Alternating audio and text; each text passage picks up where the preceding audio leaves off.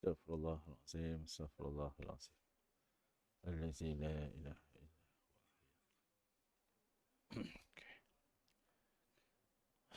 A'udzu billahi minasyaitonir rajim. Bismillahirrahmanirrahim.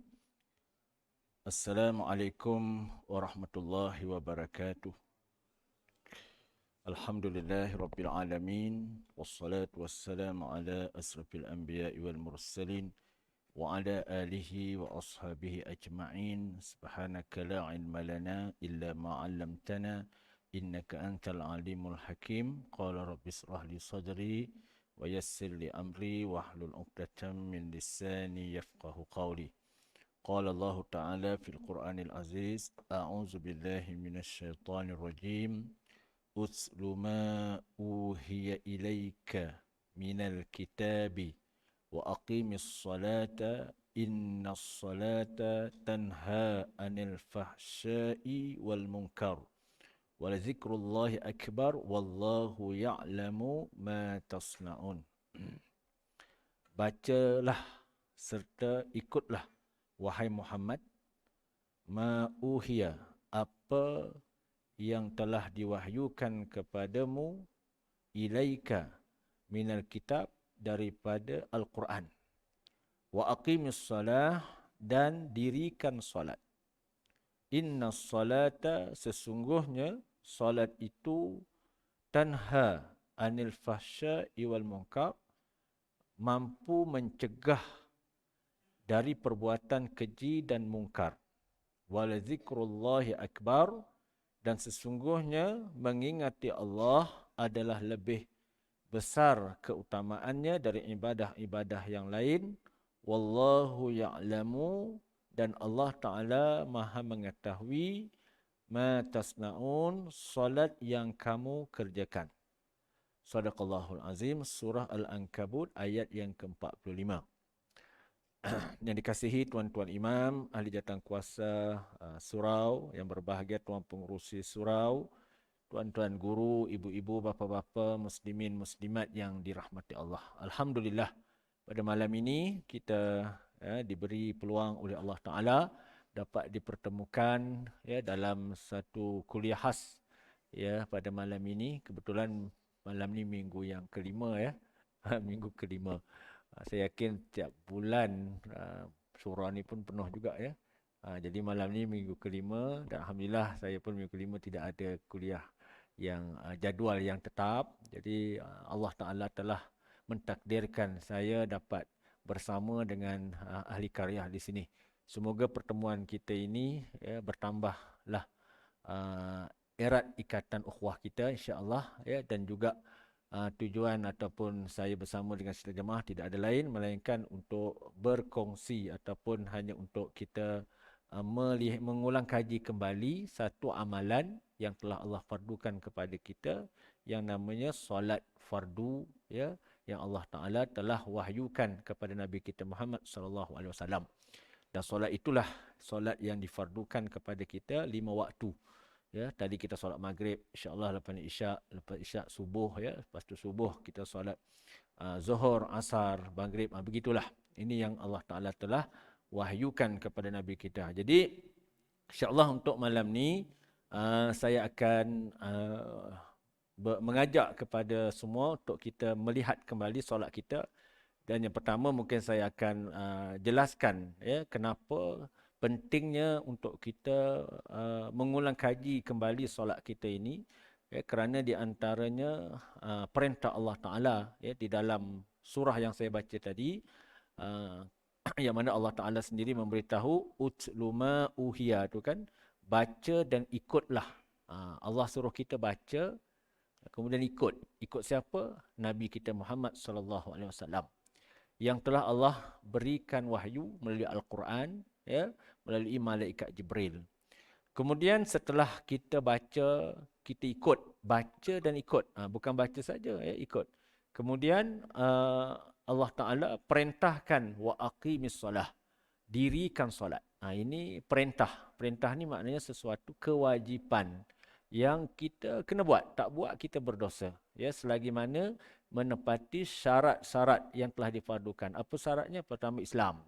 yang kedua baligh, yang tiga berakal. Itulah syarat dia ya.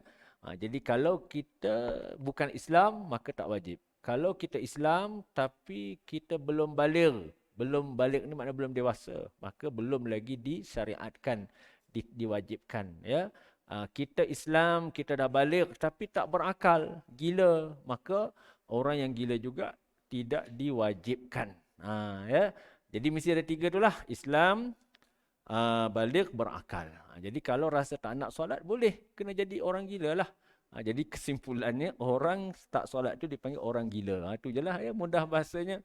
Sebab itu antara syarat kalau kita tak mahu solat. Baik, itu antaranya yang Allah Ta'ala telah fardukan. Kemudian kalau kita melihat dari ayat ni, Allah menggunakan perkataan wa aqimis salah. Allah kata dirikan. Allah tak kata sallu, salatlah. Tunaikan, tak, dirikan. Ya, baik. Yang makna dirikan tu maksud dia apa? Dirikan salat itu ya, dengan arti kata kita mengetahui, ya, mengetahui dengan ilmu yang dipandu dengan ilmu yang Allah Ta'ala telah turunkan kepada Nabi kita Muhammad sallallahu alaihi wasallam. Jadi Nabi mengajar kita tata cara solat yang sempurna, yang betul, bermula daripada rukun-rukun dan juga yang sunat. Ya, maka Nabi tunjukkan bermula daripada niat, kemudian lafaz takbiratul ihram, berdiri, ya, 13 rukun itulah. Maka Nabi tunjukkan tata cara yang dikatakan sallu kama raaitumuni usalli itu ya, di hadis Nabi. Solatlah kamu seperti mana kamu melihat aku solat.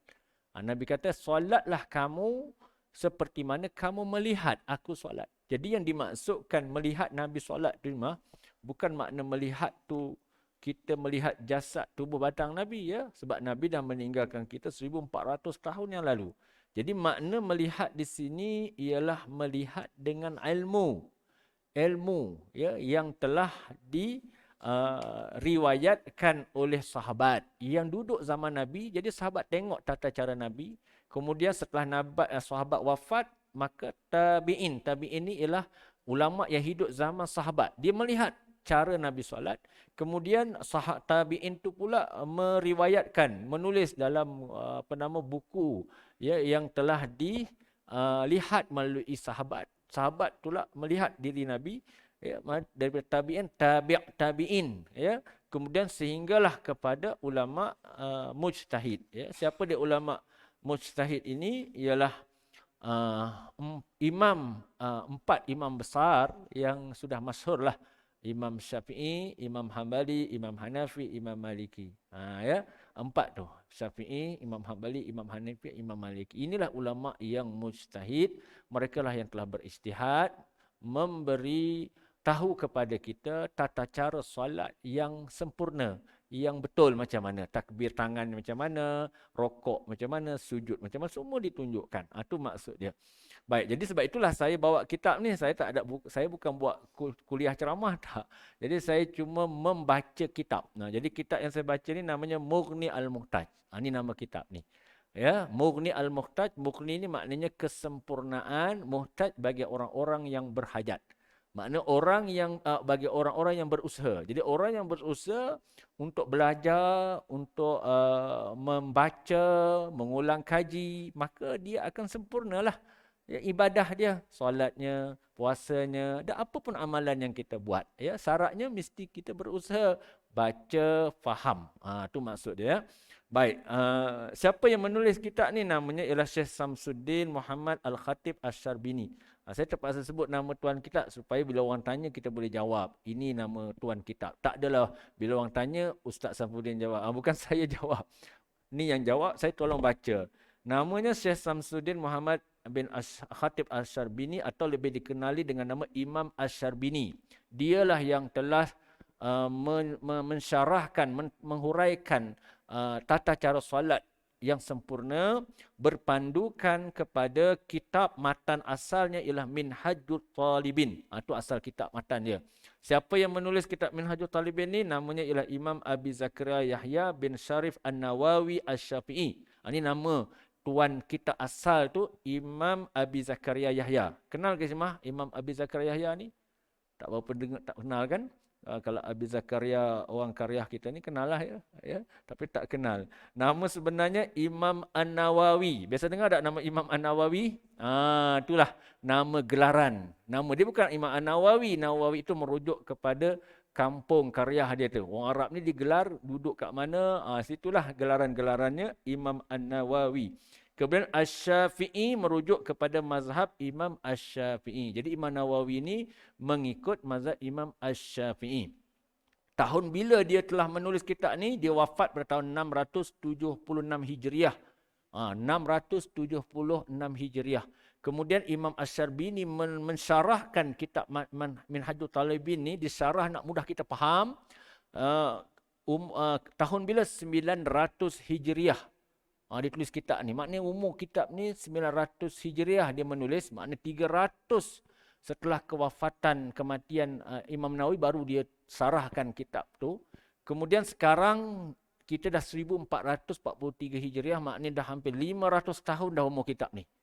Bukannya baru, 500 tahun dah. Hebat tak hebat ulama' dulu mengarang, menulis kitab ni ya, untuk memandu kita solat yang sempurna. Tapi sebab kita tak mengaji, tak jumpa kan kadang-kadang. Baik. Itulah tuan punya kitab yang menulis kitab semua. Baiklah. Kemudian, bila sebut tentang tata cara salat yang sempurna ini, kenapa kita kena solat dengan sempurna? Ya? Kerana solat adalah ibadah khusus. Itu kena ingat. Solat ibadah khusus. Ya? Yang telah Allah fardukan. Kemudian Rasulullah itulah sebagai qudwah, sebagai contohnya apa yang kita kena tengok tata cara Nabi solat tadi. Kemudian disebut juga bahawa kepentingan kita kena mendirikan solat dengan sempurna ni kenapa?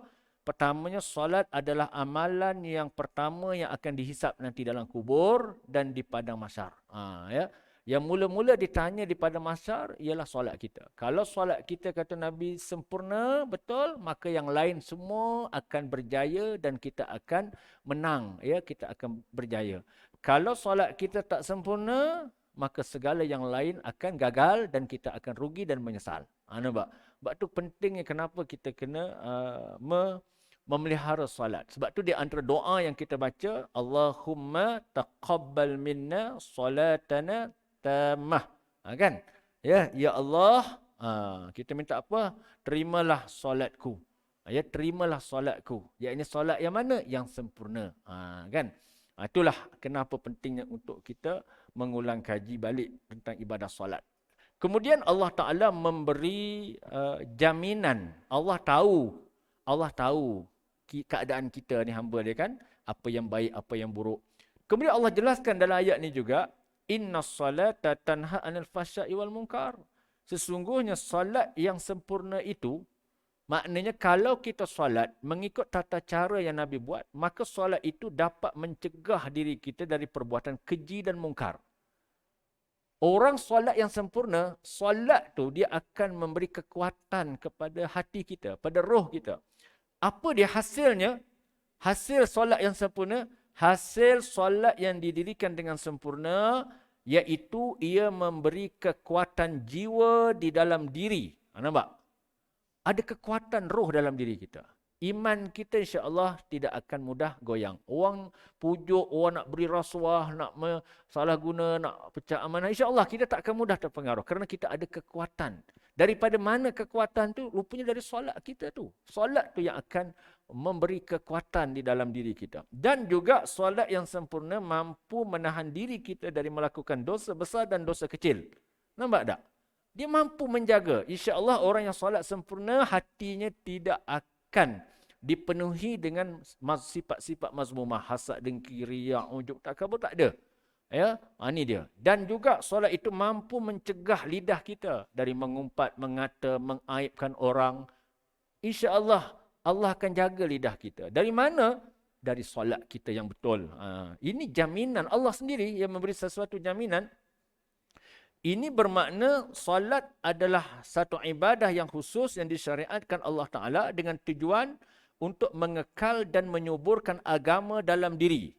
Sebagaimana yang diberitahu oleh para ulama yang terdahulu. Nampak tak? Jadi solat itu dia akan menyuburkan roh kita, menyuburkan agama dalam diri. Itu dalam sesuatu pepatah ulama kata apa? Al-islahul insan as-salah. Yang dapat memperbaiki akhlak manusia, akhlak kita ialah solat. Solat tu yang dapat memperbaiki akhlak kita. Itulah yang dimaksudkan. Jadi macam mana solat yang boleh memperbaiki solat kita itu dengan syarat solat yang kita lakukan itu dengan sempurna. Apa yang sempurna? Yang pertama, sempurna ya kita melaksanakan solat rukun-rukun. Rukun-rukun pada bacaan yang wajib. Maknanya rukun qauli itu sempurna. Di sudut sebutannya, tanda bacaannya. Kemudian di sudut rukun fi'li. Fi'li itu pun sempurna. Bagaimana berdirinya yang betul macam mana kan? Sujudnya, duduk antara dua sujud, duduk tahiyat akhir yang sempurna. Maka bila kita mampu menjaga setiap rukun-rukun solat dan juga yang sunat, maka solat inilah hasilnya tadi akan dapat apa dia? Akan dapat menjaga daripada perbuatan-perbuatan yang melakukan dosa besar. Kemudian, apa risiko jika solat itu tak sempurna? Apa risikonya? Ini yang paling kita takut. Solat yang tidak mengikut tata cara yang telah ditetapkan oleh nas-nas syarak. Apa makna nas-nas syarak? Nas-nas ni berpandu kepada Al-Quran dan hadis Nabi. Yang Allah wahyukan. Maknanya berpandukan kepada syariat yang Allah wahyukan. Dan diistimbatkan hukum-hukumnya. Apa makna istimbat? Yang disandarkan, yang dikeluarkan oleh hukum-hukumnya oleh para ulama mujtahid. Siapa ulama mujtahid ni? Ialah ulama mujtahid ini Imam Syafi'i, Imam Hanbali, Imam Hanafi, Imam Maliki. Mereka lah yang layak untuk mengistimbatkan hukum mengenai tata cara solat Nabi tadi. Tangan begini, mata kita waktu berdiri macam mana. Ini ulama yang sedemikian. Ya, baik. Kenapa? Kerana disebut solat yang tidak mengikut tata cara yang ditetapkan oleh nas syarak dan diistimbatkan hukum-hukumnya oleh para ulama mujtahid ialah sama ada solat itu sah tetapi ditolak. Ini yang pertama. Solat itu sah tapi Allah tak terima. Yang kedua, risikonya solat yang pertama ni solat itu sah tetapi ditolak oleh Allah. Apa tanda Allah tolak solat tu? Nak tahu tak tanda dia semua? Kita mana tahu kan Allah terima ke tidak? Rupanya ada ciri-cirinya. Tandanya ya. Tandanya apa dia?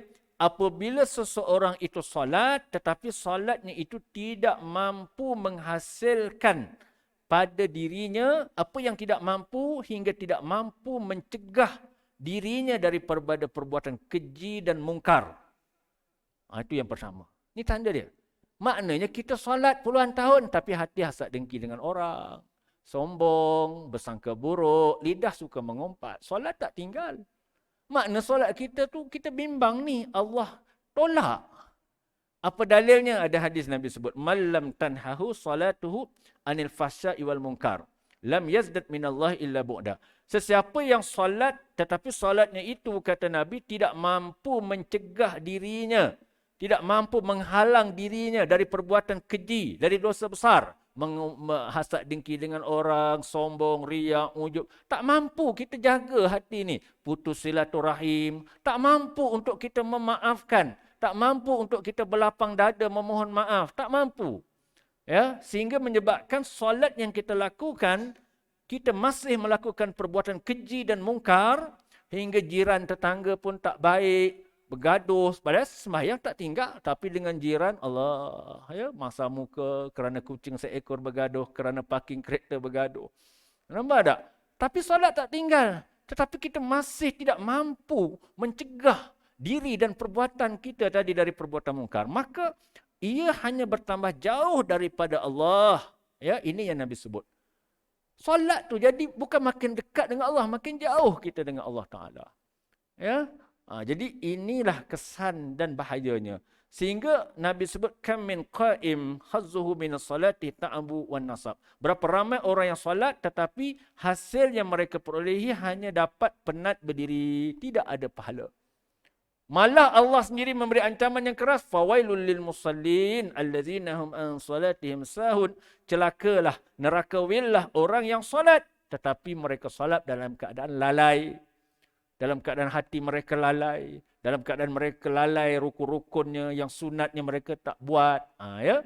Maka Allah kata celaka orang yang sedemikian. Baik, sekarang kita nak tahu.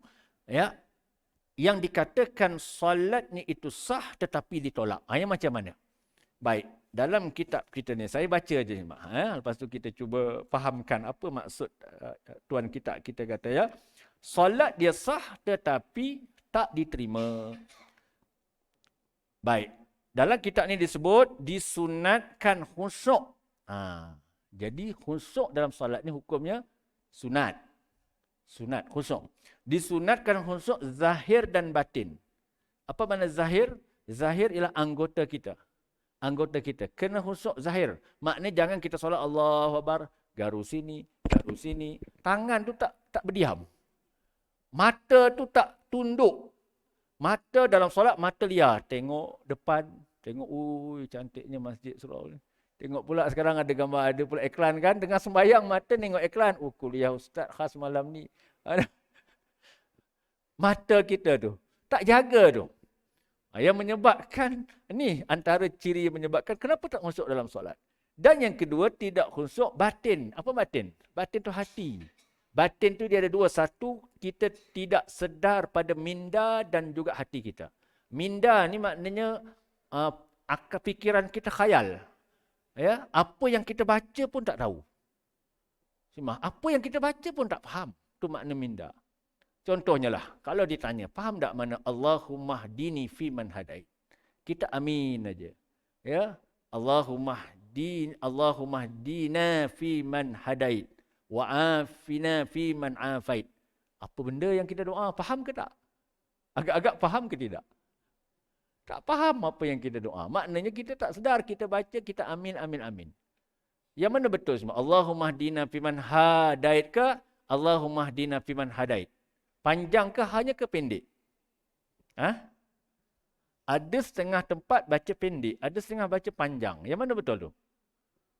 Nabi Allah kata tadi apa? Baca dan lihat. Baca dan ikut. Maknanya kita baca tengoklah. Tengok doa tu. Pernah tak kita tengok doa Allahumma hdina fi man hadait tu? Pernah tak kita lihat tanda bacaan dan huruf dia pada kitab ke, pada buku rukunan kita? Pernah tak? Tak pernah. Kita baca je. Entah betul ke tidak pun tak tahu. Bahaya sembah. Tapi dia sunat. Dia bukan rukun. Kalau rukun habis. Nanti kita nak cerita yang solatnya Allah tak terima. Kita nak cerita dulu. Malam ni solatnya sah tapi Allah tak terima. Ini ya. Baik. Kalau kita baca Allahumma hdina fi man hadait. Yang betulnya Allahumma hdina fi man hadaita. Hadaita tu hadait lah. Jadi ha tu pendek, bukan panjang. Apa maknanya? Ya Allah, berikanlah kepada kami petunjuk. Fiman, seperti mana orang-orang yang telah engkau berikan petunjuk. Itu makna dia. Tapi kalau kita panjangkan hadait tu, makna dah berubah. Apa makna dia? Tak tahu juga kan? Kita pun amin kan? Sebab tak faham. Imam pun tak faham, makmum pun tak faham. Kalau kita panjang, makna dah berubah. Apa makna imam? Allahumma hdina fi man hadait. Dia kata kan? Ha dipanjangkan. Makna dia begini. Ya Allah, berikanlah kami petunjuk seperti mana orang-orang yang sama-sama kita beri petunjuk. Nampak tak?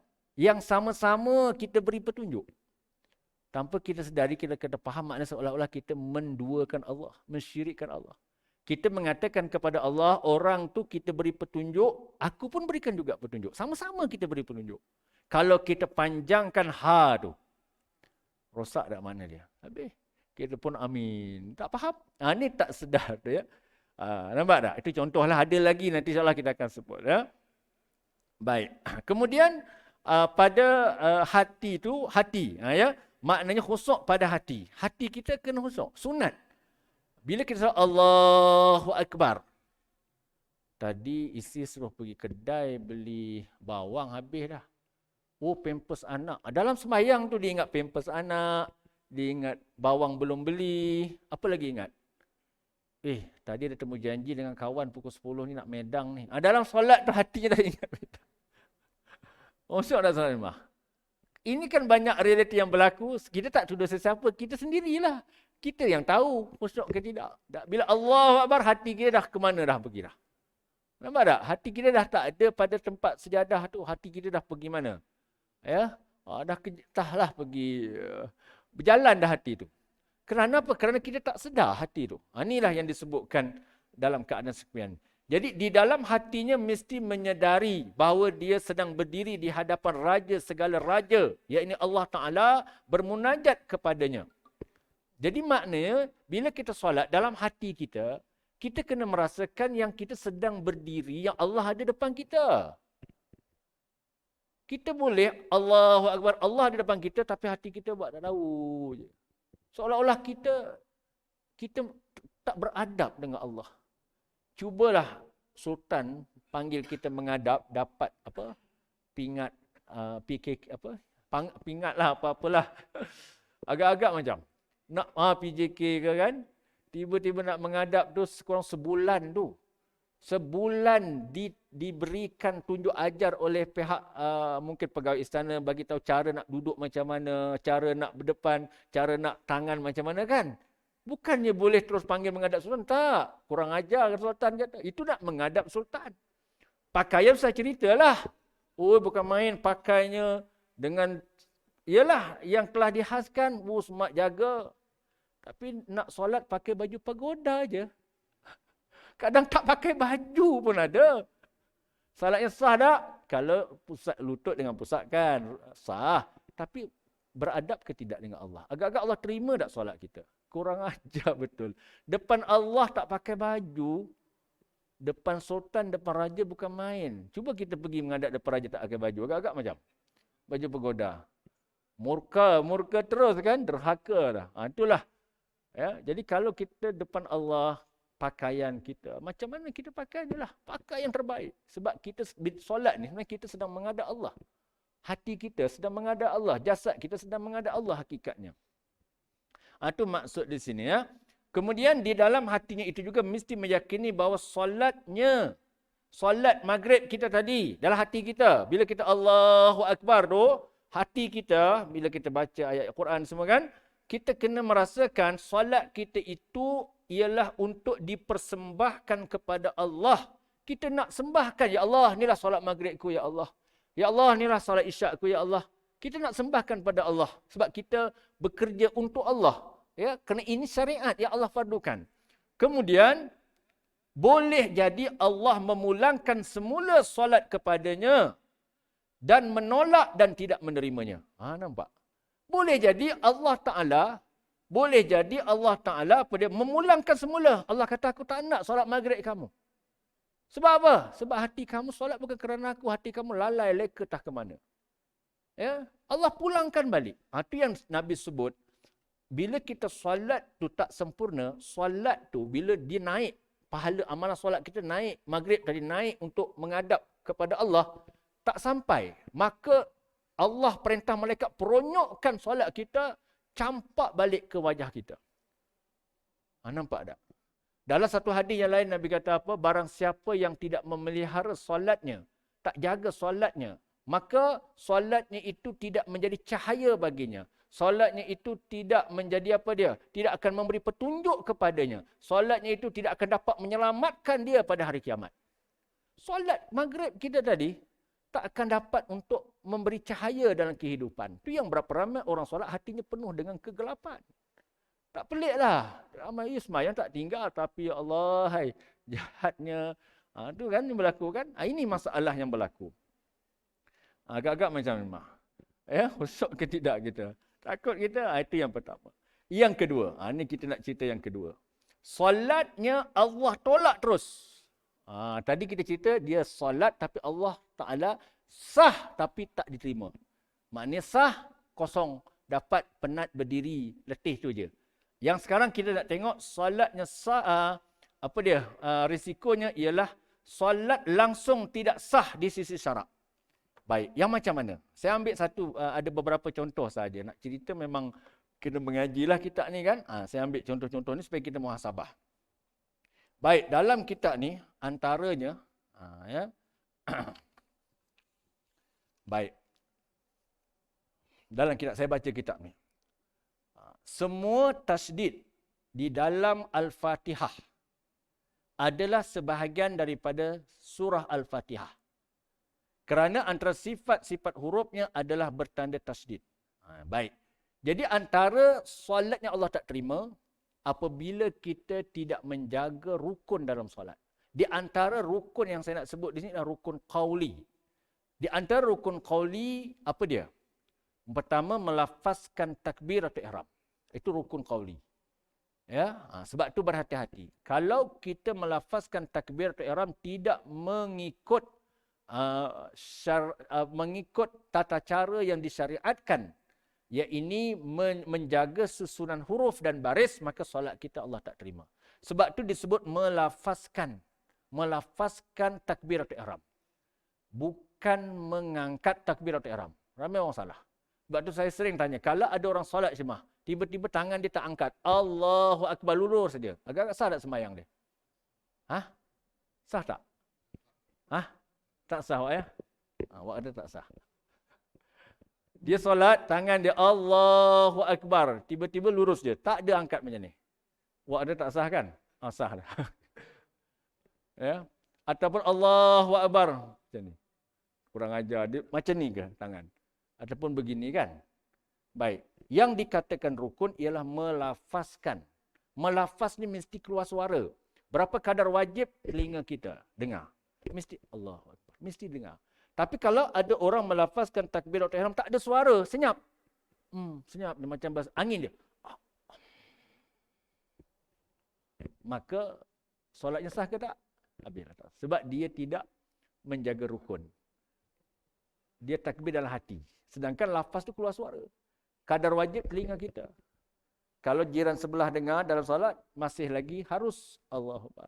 Tapi sampai yang kelima jadi makruh. Tapi kalau seluruh jemaah dengar, kita makmum jadi haram. Kena tahu yang tu. Kita makmum Allahu Akbar. Imam pun dah confused. Siapa imam ni? Ya. Jadi itu maknanya mesti melafazkan. Dan lafaz itu mesti mengikut susunan huruf dan tanda bacaan. Wajib. Apa susunan huruf dia? Alif, lam, lam, ha. Ada 4. Yang kalimah kedua, alif, kaf, ba, ra. 4. Ada berapa huruf? 8. Tak boleh lebih. Kalau lebih, habis solat kita. Mesti 8. Jadi yang baca yang betulnya, Allahu Akbar. Allahu. Lam tu ada sabdu. Kemudian ada tanda alif kecil. Panjangkan 2 harakat.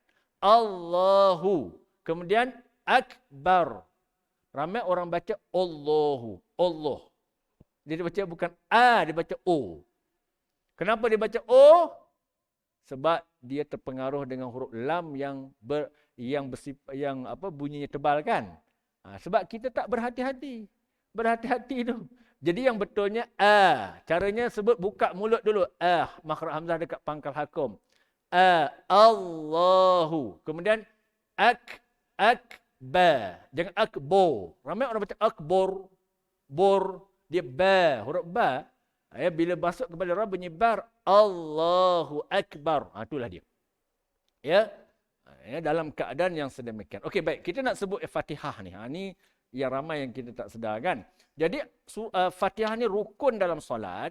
Jadi apa yang perlu dijaga, yang wajib. Kita sebut yang wajib ni. Bila sebut wajib, faham tak?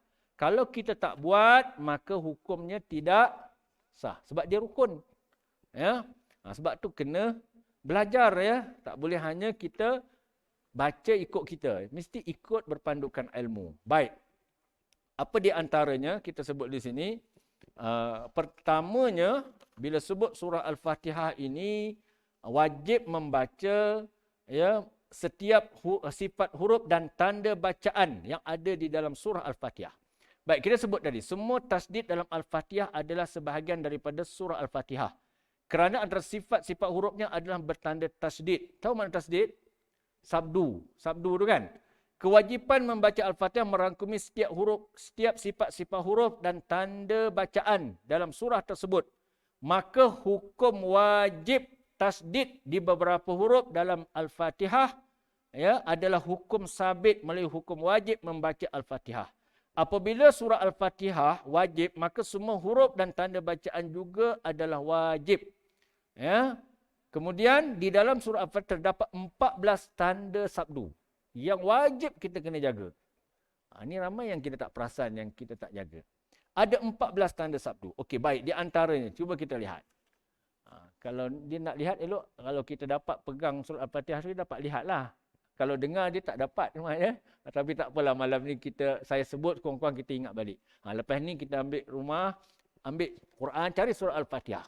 Di mana tanda sabdu dia? Baik, yang pertama.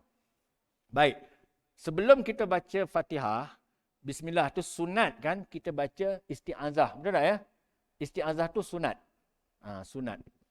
Baik, ramai orang kita baca isti'azahnya kadang-kadang tak betul. Contohlah, kita sembahyang sebagai makmum. Baca macam mana? A'udzubillahi minasyaitonirrajim. Betul tak? Allahu Akbar. A'udzubillahi minasyaitonirrajim. Dia baca A'udzubillahi minasyaitonirrajim.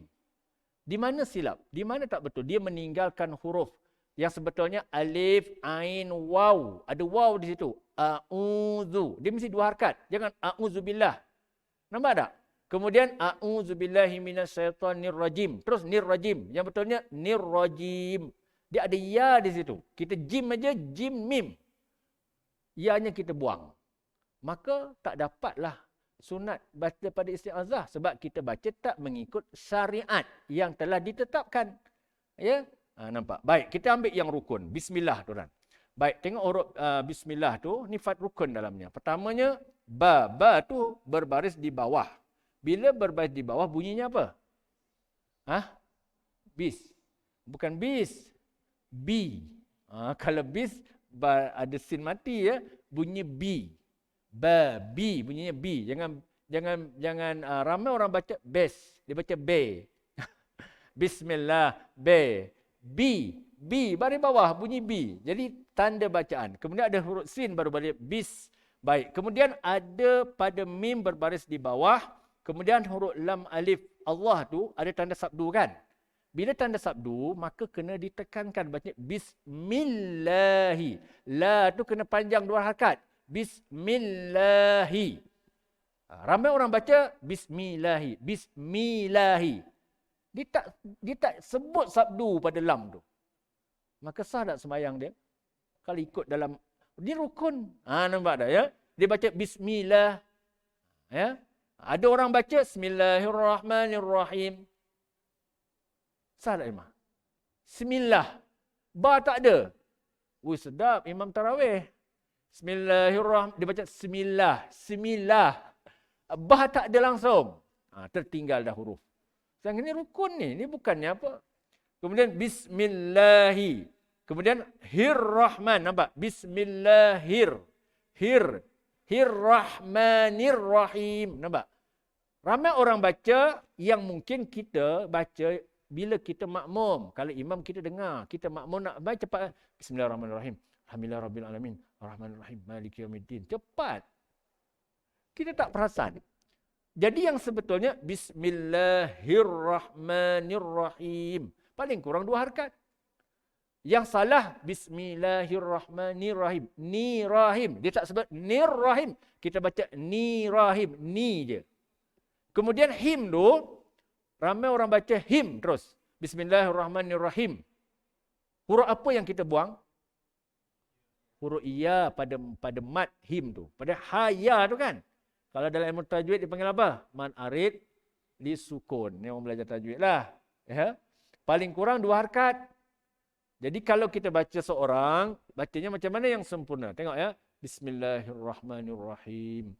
Alhamdulillahirabbil alamin. Ar-Rahmanirrahim. Macam tu. 2 je lah sebab kita makmum kan. Tapi kita sembahyang seorang. Bismillahirrahmanirrahim. Alhamdulillahirabbil alamin. Ar-Rahmanirrahim. Maliki yaumiddin. Lintang pukang. Sabdunya habis tak ada. Kita buang. Huruf mat di hujung. Habis kita langgar. Anu antaranya lah. Ya. Nampak? Ada 3 tanda sabdu pada bismillah tu kan. Bismillahirrahmanirrahim. Kemudian alhamdulillahirabbil alamin. Nampak tak? Alhamdulillahirabbil alamin. Alamin terus. Seolah-olah alamin tu eja mim nun. Ya-nya tak ada. Tu yang jadi pendek tu. Ya, ini kita tak tuduh sesiapa. Kita muhasabah kita. Kita muhasabah diri kita. Selama ni aku baca macam itulah. Ya Allah. Nampak? Baru kita sedar. Kalau tak, kita tak sedar yang selama ni kita solat dah puluhan tahun. Rupanya bacaan Fatihah kita tak betul. Nampak ya? Ini antara perkara yang kita tidak sedarlah yang berlaku. Kemudian kita tak nak sebut habis benda ni. Saya nak sebut beberapa perkara yang inilah. Termasuklah pada kalimah Alhamdulillah dah saya sebut tadi. Tengok pada ayat kelima. Iyyaka na'budu tu ada sabdu kan? Iyyaka na'. Tekan. Iya. Jangan iya. Ramai orang baca iyyaka na'budu wa iyyaka nasta'in. Iya je. Kalau iya semua bahaya ya. Kalau tengok maknanya di sini, dia boleh berubah makna. Apa disebut dalam kitab kita?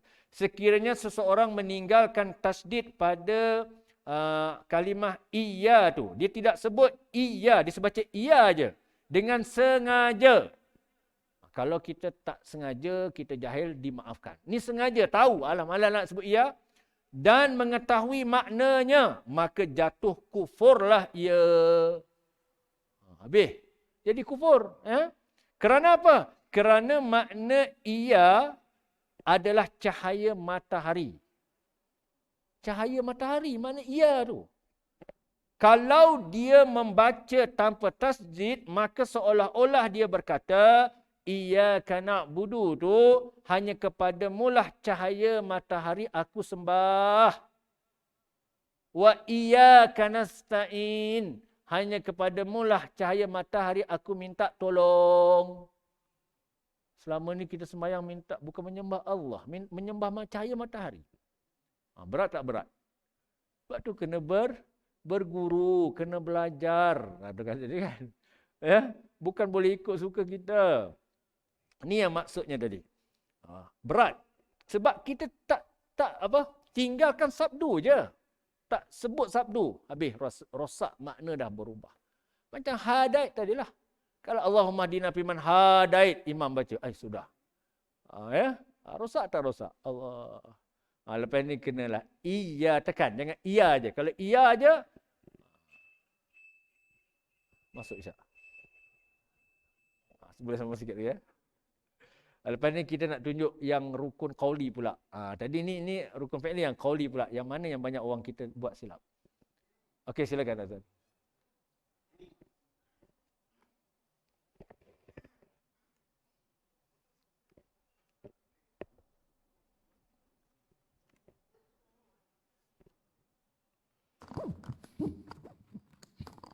Bismillahirrahmanirrahim. Subhanallah.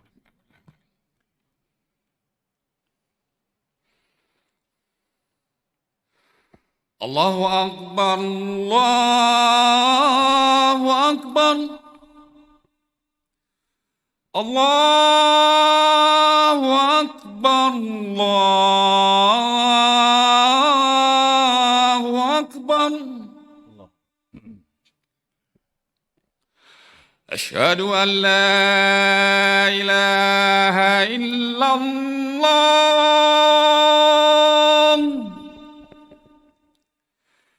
أشهد أن لا إله إلا الله.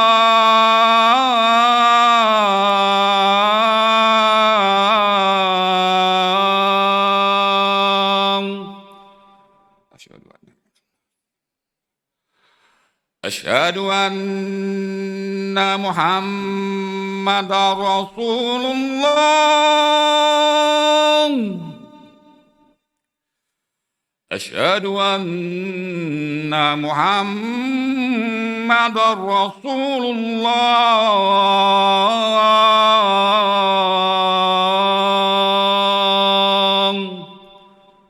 حي على الصلاة. حي على الصلاة.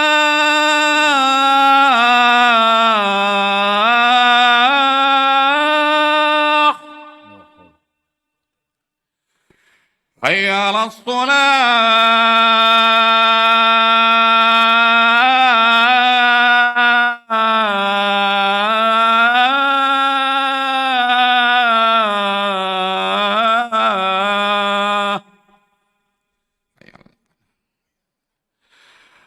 حي على الفلاح.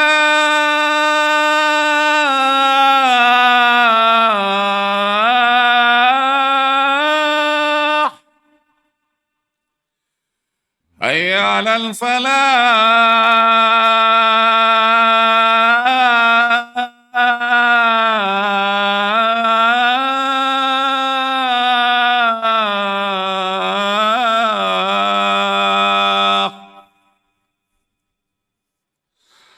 الله أكبر الله أكبر لا إله إلا الله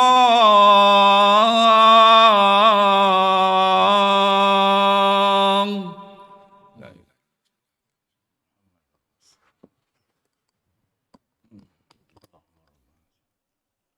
Aliyatul Rabi' Qamal Mahmudan Innaka la takhlifun.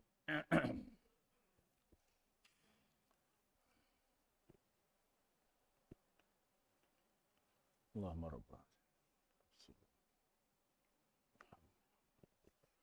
Baik. Boleh sambung sikit lagi ya. Baik, Simaya. Yang kedua lah yang saya nak sebut tentang rukun qauli ni yang mungkin kita lepas pandang dan kita juga mungkin selama kita solat ni jarang kita tengok lah. Betul tak ya? Maksudnya kita tak tengok buku ataupun bacaan hurufnya, tanda barisnya kan, panjangnya. Kita baca aja kan? Baik. Cuba lihat antara rukun yang banyak yang kita tak sedar pada membaca tahiyat akhir. Tahiyat akhir rukun qauli. Ya, ramai kita yang kadang-kadang membaca yang tidak melihat dengan sempurna huruf dan tanda bacaan. Cuba saya dengar apa yang saya baca. Ramai kita baca contohnya at-tahiyyatul mubarakatus salawatut thayyibatu lillah. Nampak tak? Yang pertama at tu ada sabdu, kena at. Kemudian ha, lepas ha huruf ya ada sabdu. At-tahiyya, ada alif kecil, ada alif panjang. At-tahiyyatu. Kita baca macam mana? At-tahiyyatul mubarakatus salawat. Tam je. Betul ya? Sebab kita baca bukan sedar. Akal kita tidak sedar. Minda tak sedar. Apa yang kita baca, kita pun tak tahu apa yang kita baca. Sebab tu kalau kita nak tahu kita baca betul ke tidak, cuba ambil kertas kosong kita tulis. Tanpa melihat. Kalau betul apa yang kita tulis, itulah dia. Kalau apa yang kita tulis, entah habislah. Itu sebagai contoh. Kalau di sekolah bolehlah kita buat anak-anak kadang kursus tahsin solat kan. Kita bagi kertas, macam-macam boleh tulis. Ha gulung lah, dia tulis at-tahi, huruf ha, dia ha, pedas. Nampak tak? Ini kesalahan yang kita tak sedar. Jadi at-tahiyyatul nampak ba tu ada alif panjang. Mubarakatus salawat, huruf sad. Salawatut tayyibah, huruf ta, tut tayyibah. Ada orang baca as-salawat mubarakatus salawatut tayyibah, tu tayyibah. Dia tut ada sabdu pada ta tu. Tayyibatulillah. Kemudian assalamu alayka. Nampak? Assalamu, lam alif. Ramai orang baca assalamu alayka ayuhan nabiyyu wa rahmah. Huruf mat tak ada langsung kita baca. Panjangnya tak ada. Nampak ya? Kemudian lagi tentang kita membaca selawat kepada Nabi itu pun rukun dalam solat. Allahumma ashhadu an la ilaha illallah wa ashhadu anna Muhammadar Rasulullah. Allahumma salli ala apa dia? Ada Sayyidina ke ataupun Muhammad aja? Boleh dua-dua. Nak baca Sayyidina pun boleh, nak baca Muhammad pun boleh. Terpulanglah kepada kita. Tetapi bagi mazhab Imam Asy-Syafi'i lebih suka kita menambahkan Sayyidina, menunjukkan tanda adab kita kepada Rasulullah. Kan kita memuji Sayyid. Ramai orang baca apa? Sayyidina ke Sayyidina? Sayyidina kan? Habis. Bukan Sayyidina. Cuba tengok. Sayyidina. Yi. Ada sabdu, ada ya tu berbaris di bawah. Allahumma salli ala Sayyidina. Bukan Sayyidina. Kalau Sayyidina, ya tu mati. Dah tak sempurna bacaan kita. Kemudian Muhammad. Muhammad tu ada sabdu tak pada mim tu? Ada. Jadi bacanya Allahumma salli ala Sayyidina Muhammad. Rapatkan bibir. Muhammad. Kalau ejaan Rumi, M-U-H-A-M-M. 2 M-nya. Kalau kita baca biasa Allahumma salli ala Muhammad. Dia rukun kan? Agak-agak solat kita macam mana? Allah, dah puluhan tahun Ustaz rupanya solat saya tak diterima, malah tak sah sebab dia rukun. Jadi di segi jumhur ulama, kalau kita tak belajar, bila kita dah belajar, kita tak tahu dulu dimaafkan. Dimaafkan. Solat tu tak sah. Cuma lepas ni dah belajar, kena baca betul-betul lah. Jangan pula kita baca salah. Dia tolak lah. Itu antara yang kesilapan yang mungkin kita tak sedar. Baiklah. Kemudian saya nak ambil sedikit lagi rukun fi'li ni, ya. Baik, rukun fi'li yang banyak kadang-kadang saya nak ambil satu bab sujud saja. Bab sujud cuma ya. Baik, tentang bab sujud.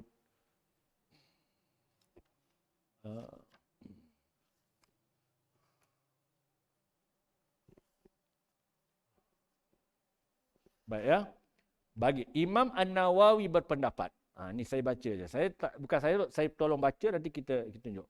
Imam An-Nawawi berpendapat, pendapat Al-Azhar wajib meletakkan semua anggota sujud kerana hadis di dalam sahih Bukhari dan Muslim. Hadis sahih. Nabi kata, umirtu anna asjuda ala sab'atin. Saya diperintahkan sujud di atas 7 anggota. Mana rukun sujud tu 7.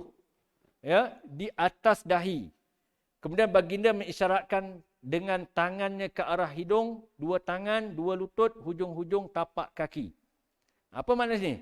Kadar yang mencukupi bagi setiap anggota sujud. Kadar mencukupi bagi kedua tangan ialah perut tapak tangan. Yang pertama, apa anggota wajib sujud? Dahi. Dahi pertama. Yang kedua ialah perut tapak tangan. Mana perut tapak tangan? Ni yang kita buat macam ni. Perut ni. Bukan ni. Ini tepi. Bukan perut. Boleh ya? Jadi kalau kita sujud, maknanya perutnya ini. Kalau kita sujud, tangan kita macam ni. Ini perut. Kalau orang sujud macam ni, ini kena tak perut tak? Tak. Ada orang sujud macam ni. Ini tepi. Maka yang wajib itu apa dia? Perut ni. Kena macam ni. Ada orang macam ni. Ini dah tepi dah. Macam ni. Macam ni. Tapi tak sempurna. Tapi masih lagi dia ada kena perut tapi tak sempurna. Sebab dia perut ni begini. Ya? Nampak?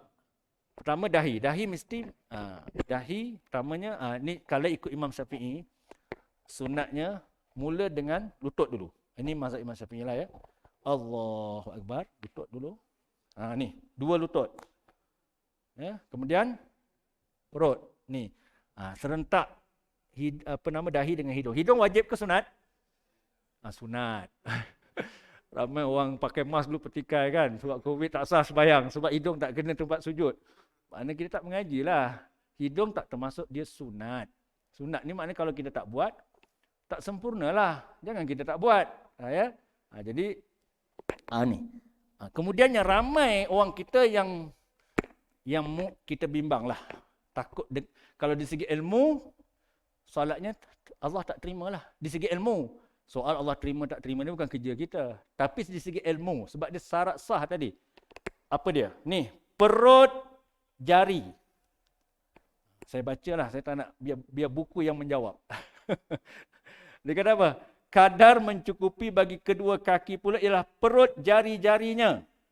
Tidak memadai hanya meletakkan belakang tapak kaki. Mana perut? Ni. Kita pijak sini. Inilah dia. Ya. Jadi kalau kita sujud macam ni. Ya Allah, kaki kita macam ni. Macam ni. Kena tak perut jari? Tak. Maknanya tepi kan? Yang wajib perut mesti macam ni. Paling kurang 1 ibu jari dah memadai. Contohnya macam ni, paling kurang. Tapi yang sempurna macam ni. Kesemua anak jari menghadap kiblat. Dan perut jari mesti mencecah sejadah tempat sujud. Ni perut jari. Ni. Tapi ramai orang kadang macam ni. Kadang bila nak duduk antara 2 sujud pun ramai duduk macam ni. Ramai macam ni kan? Yang kita sebut. Duduk antara 2 sujud semua. Iftiras tu wajib ke sunat? Tak tahu kan? Baik, sunat. Sunat duduk iftiras. Duduk iftiras, Nabi sebut, kaki kiri, sebutlah ya.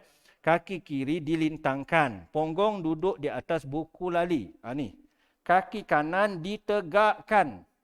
Kemudian hujung jari semua menghadap kiblat. Ni. Inilah yang sempurna ya. Sunat duduk iftirash. Inilah duduk iftirash yang sempurna yang Nabi ajar. Kalau kita macam ni, hujung jari menghadap kiblat tak? Tak menghadap kan? Tapi sebab tak mampu Ustaz, kalau macam ni krem kaki. Gaut. Jadi kalau tak mampu maknanya, kalau tak mampu, buat yang mana mampu. Fattaqullaha mastata'tum. Bertakwalah kamu kepada Allah mengikut kemampuan.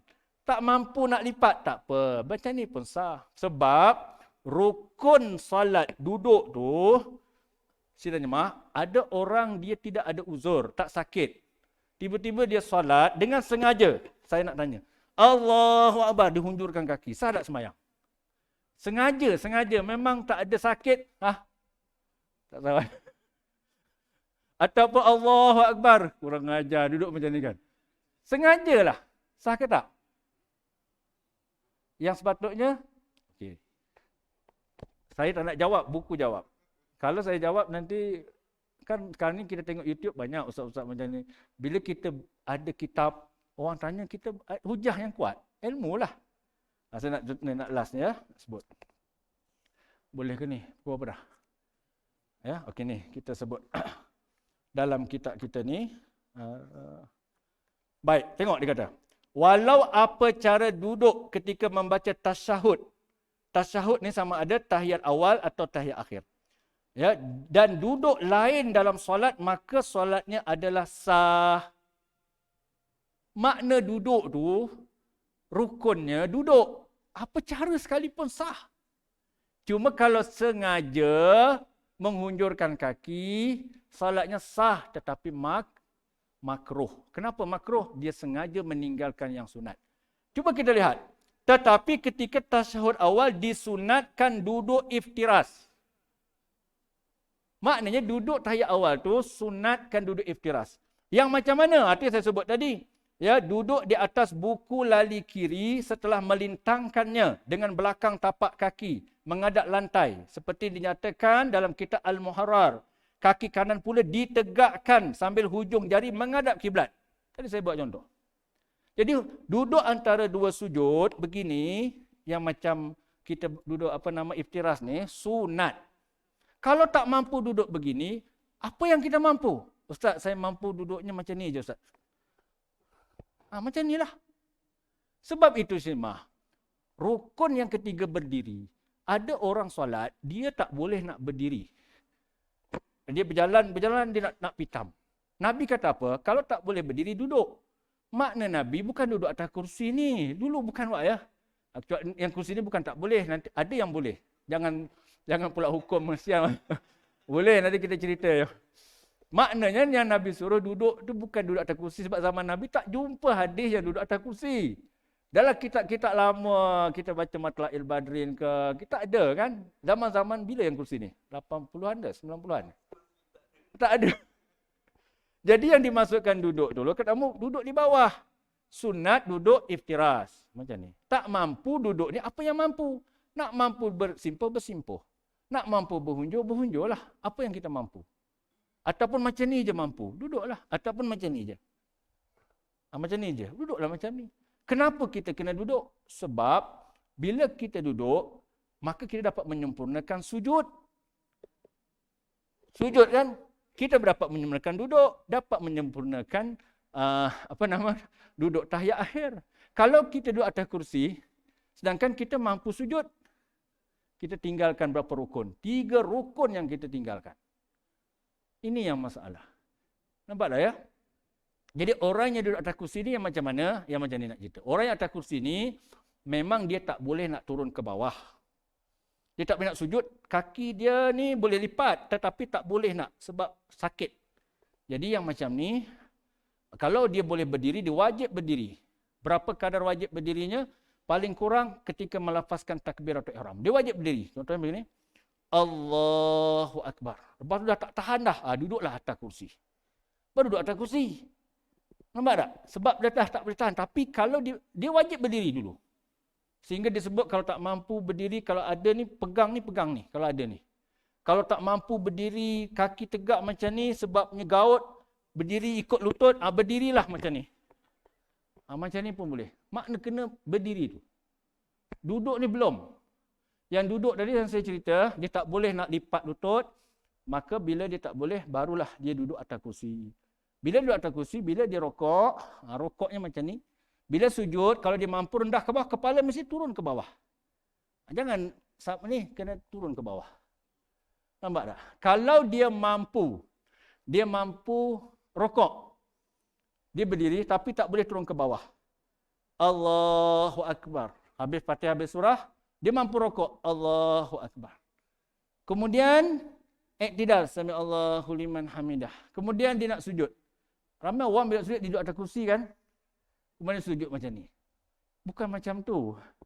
Yang diajar oleh Tuan kitab kita, kalau kita mampu rokok, sujud kita macam rokok juga. Faham tak? Allahu Akbar, rokok. Sami Allahu liman hamidah. Kemudian bila nak sujud, Allahu Akbar. Turunkan lagi. Kalau mampu ke bawah, kepala rendahkan lagi. Allahu Akbar. Macam ni sujudnya. Sebabnya, anggota sujud, kepala mesti lebih rendah daripada punggung. Kalau macam ni, kecuali kalau tak mampu. Kalau tak mampu boleh. Macam kalau atas kursi kan. Boleh. Kalau duduk nanti sujudnya, kalau duduk kan, antara dua sujud, Rabbi fili warhamni wajibuni warfa'ni. Bila nak sujud, kita bangun sikit atas kursi, tundukkan kepala. Allah Akbar macam ni. Tunduk macam ni. Ya? Jangan duduk, sujudnya duduk atas kursi. Sebab kita mampu rokok. Itulah. Jadi saya rasa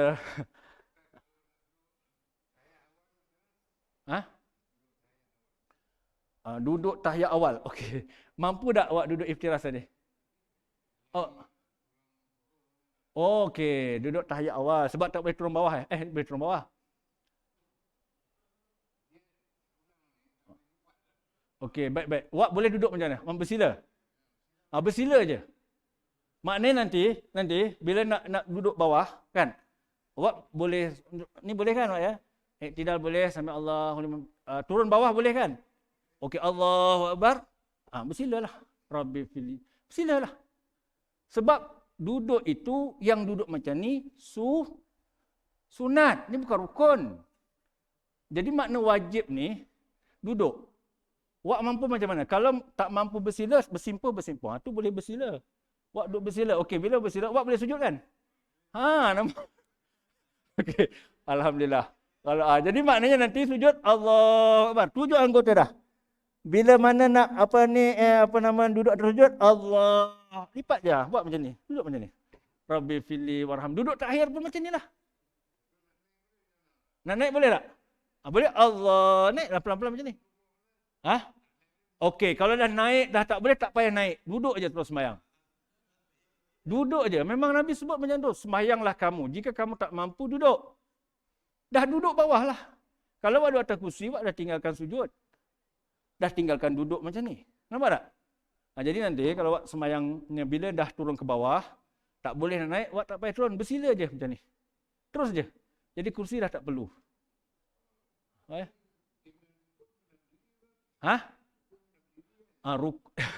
Rukun tu berdiri kalau kita mampu. Mula-mula awak berdiri sebab boleh berdiri. Okey, awak mula berdiri kan? Mula berdiri Allahu Akbar sebab dia boleh berdiri. Kemudian nanti rokok Allah boleh awak ya? Iktidal boleh. Okey, cuba buat boleh? Cuba test. Dia kena tunjuk. Macam baguslah. Tak apa. Okey, Pak. Okey. Boleh. Tak apa, pelan-pelan kita sembahyang. Okey, cuba buat rokok. Ni, iktidal ni. Allahu Akbar dulu. Okey.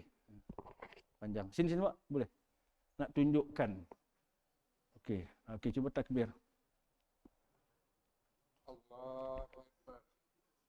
Okey, baik. Tak apalah yang takbir tadi, yang sunatnya, dia macam ni.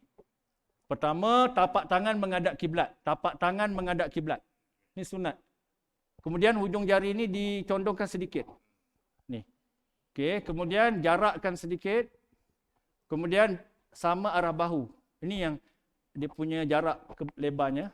Kemudian hujung jari sama dengan arah telinga. Dalam sikit. Macam ni. Inilah dia. Inilah dia. Okey dah. Buat qiyam terus. Qiyam. Qiyam macam ni. Cantik. Okey, rukuk. Okey. Iktidal. Sami Allah. Sangat bagus. Jadi kalau kita ramai orang bila rokok, bila iktidal sami Allah, tangannya macam ni je. Tangan kita sama macam ni juga. Dia ada dua, satu macam ni Imam Nawawi, Imam Al-Azra'i macam ni, sama macam ni. Boleh dua-dua. Ni ikut mazhab kita Asy-Syafi'i, ya. Ni okey, cuba sujud. Ikut wak yang mampu, tak mampu lutut dulu, tangan dulu pun tak apa. Dia tak mampu tak apa. Okey, cuba sujud. Okey. Duduk antara dua sujud. Tak boleh, duduk bersila. Boleh duduk macam mana? Kalau tak boleh duduk macam ni pun boleh. Boleh.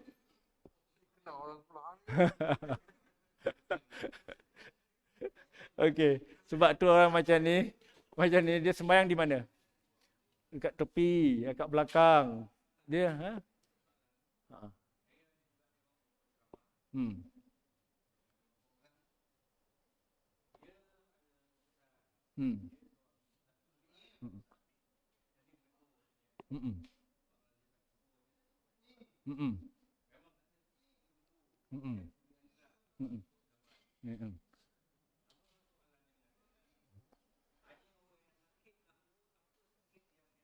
Oh ya.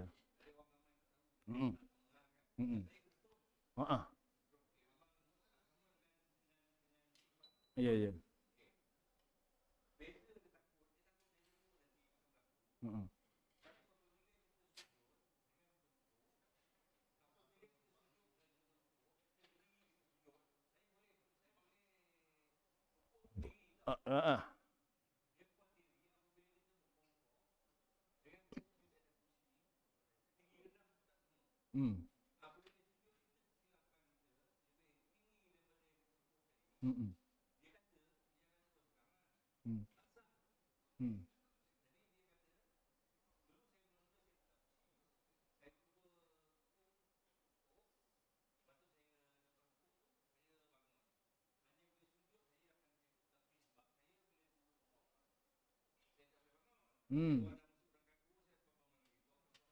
Tak bahaya betul.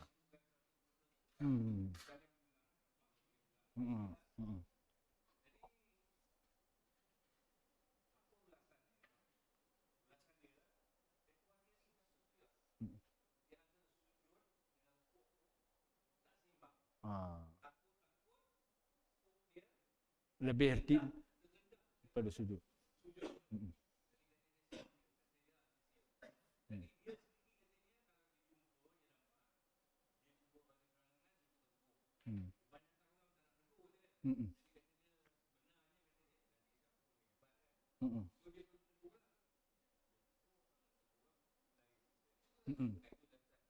Okey.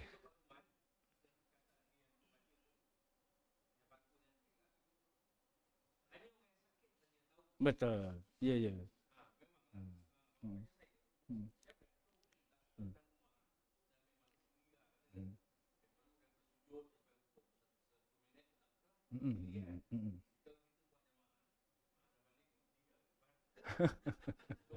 Iyalah, ya. Okey. Insya-Allah. Okey, terima kasih banyak. Betul lah, maksudnya tadi kadar kemampuan lah, kan? Dia je yang tahu. Jadi awaknya mampunya kalau duduk macam ni je. Kalau bersila tak mau. Okey, baik. Okey. Kalau hunjur kaki boleh? Cuba duduk yang boleh. Duduk macam ni boleh? Macam ni. Duduk iqa' dipanggil. Macam ni je. Macam ni tak boleh?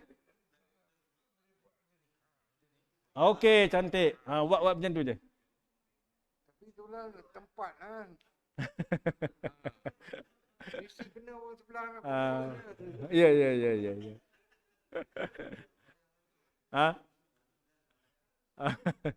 Okey.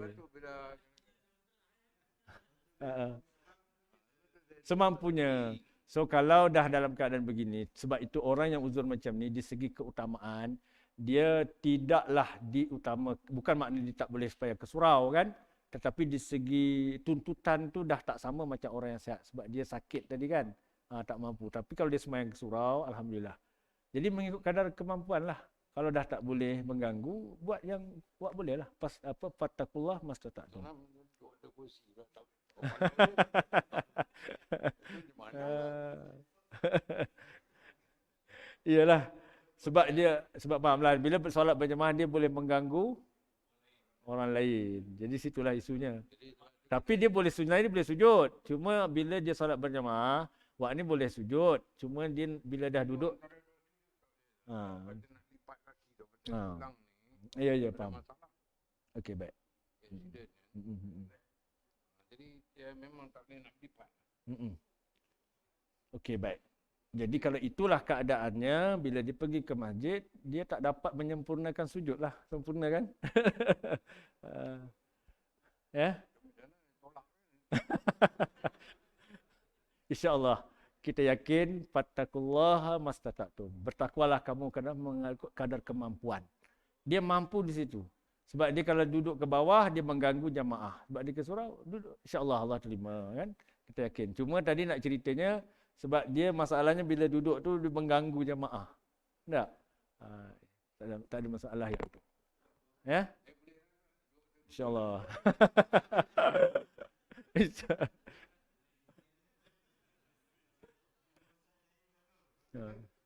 Kecuali kalau wak nak duduk bawah boleh. Tapi kita dah tahu, wak duduk kat ujung, yang ujung dekat tepi tu kena jarak lah. Mana tak ada orang kat ujung. Macam tu je. Tapi susah. Sebab Islam tu tidak menyusahkan kita kan. Tetapi jangan benda tu mudah, kita ambil mudah pula. Ya? Tak apa. Dalam keadaan tu sebab dia dalam keadaan boleh mengganggu jemaah tu kan. Jadi duduklah atas kursi. Itu yang awak mampu. Tapi kalau di rumah, sembahyang duduk di bawah.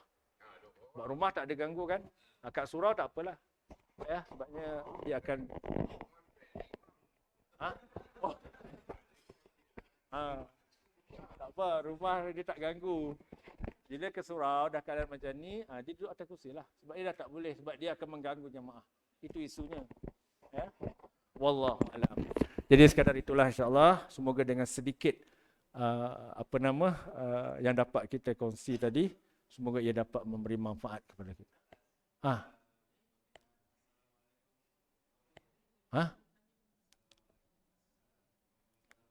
Baik. Terima kasih.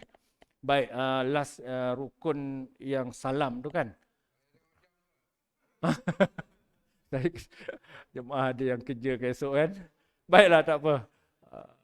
Baik, rukun solat. Ya, rukun solat antara rukun yang keberapa? Rukun yang ke-12 ialah memberi salam.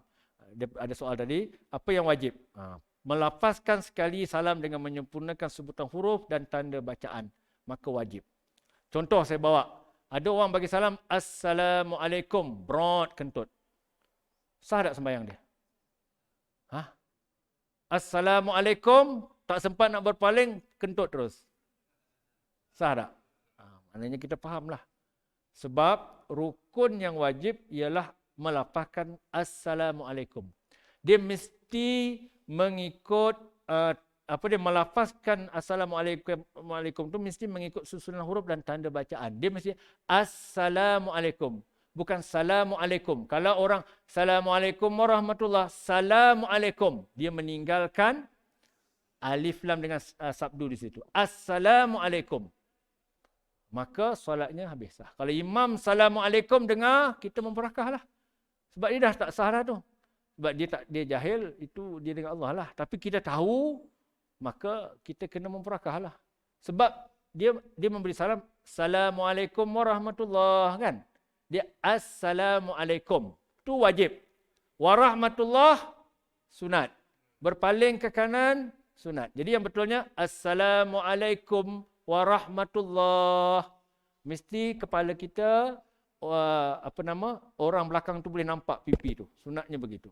Kemudian lepas tu paling sini Assalamualaikum warahmatullah. Tak payah tunduk. Tak ajar pun tunduk. Ini Assalamualaikum warahmatullah.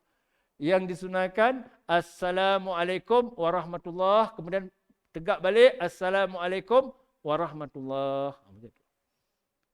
Itulah dia. Wallahu alam. Okay, insya-Allah semoga dengan sedikit pencerahan ni dapat menambahkan lagi kesempurnaan. Jadi saya mengharapkan sangat supaya kita kalau boleh balik rumah carilah buku-buku banyak bacaan dalam solat, tengok bacaan terutama rukun-rukun qauli semua. Ya, kita lihat balik. Ya, sebab tu Nabi kata didiklah anak kamu ketika umur 7 tahun. Tapi dah umur 70 tahun baru nak dibimbing, memang keraslah, kaki nak lipat pun sakit, tangan nak buat macam sebab dah biasa macam ni. Tangan macam ni takbir Allahu Akbar kan. Ada yang macam Ultraman pun ada yang macam ni, macam-macam. Kan? Ya, kemudian tangan ada yang macam ni, ada bawah pusat kan. Tapi tangan ni sunat. Tapi kita ikut yang sebenarnya mazhab Syafi'i mesti tangan berada di atas pusat dan bawah dada.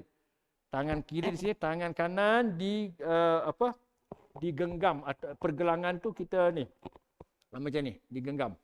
Ni bagi mazhab Syafi'i. Kalau yang macam ni ada pendapat kata imam mazhab Maliki, Hanafi bawah pusat. Ya, jadi yang masalahnya kita buat macam ni kita pun tak tahu ikut siapa.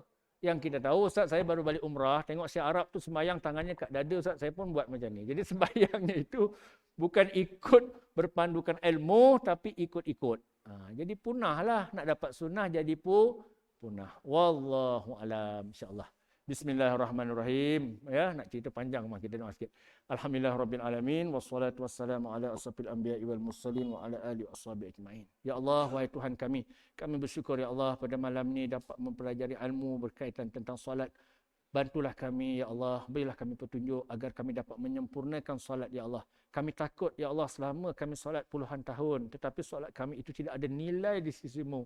Kerana ya Allah hati kami masih lagi keras, hasad dengki, riya, ujub, takabur. Lidah kami masih tak mampu kami kawal, umpat mengumpat, fitnah memfitnah, mengadu domba.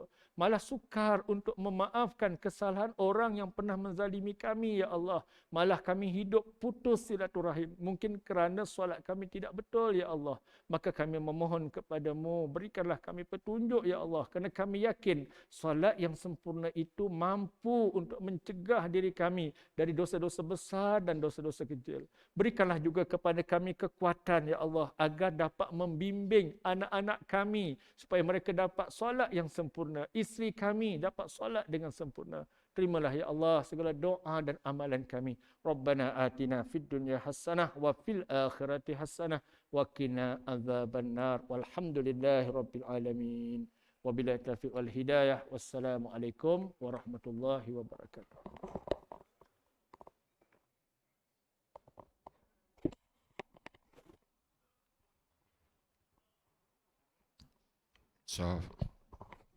Allahu Akbar, Allahu Akbar. Asyhadu an la ilaha illallah. Asyhadu anna Muhammadar Rasulullah.